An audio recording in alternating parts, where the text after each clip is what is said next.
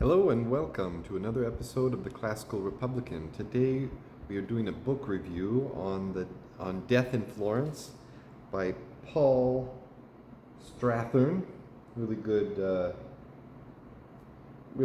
art, cover art there. You got the Piero Medici, and you got Savonarola right there. So, and then over Florence. That's really cool. It's by an English historian, Paul Strathern. So yeah, he's a really good historian. He's written some other things on Renaissance.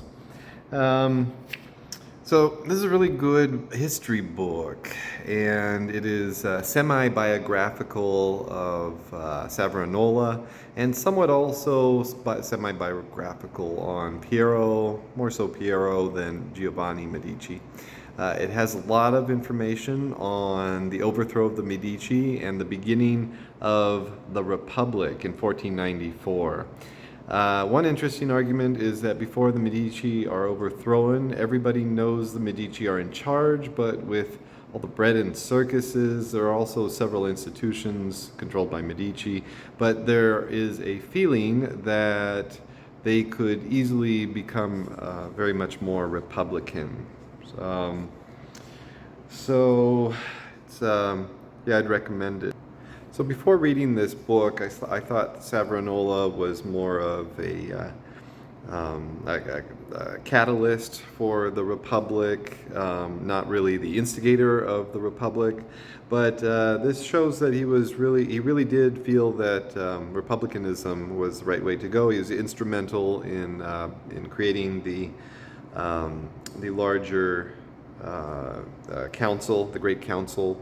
And so it has a lot of really good information about how that started off, and how they built the chamber, the meeting chamber for the Great Council in 1495 under Savonarola's direction.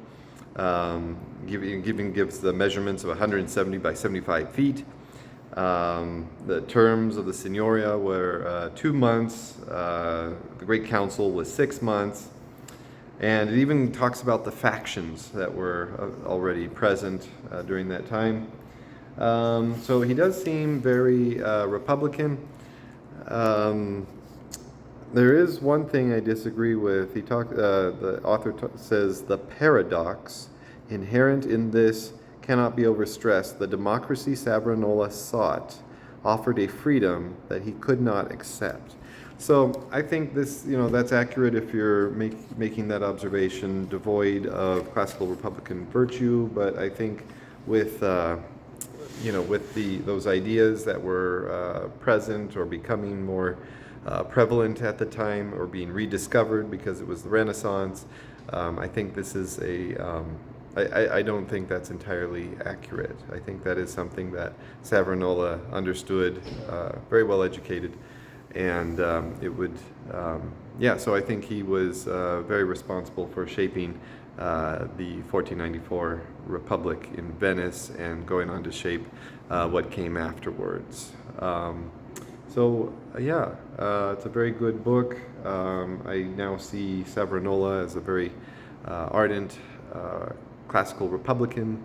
And until next time, long live the Republic.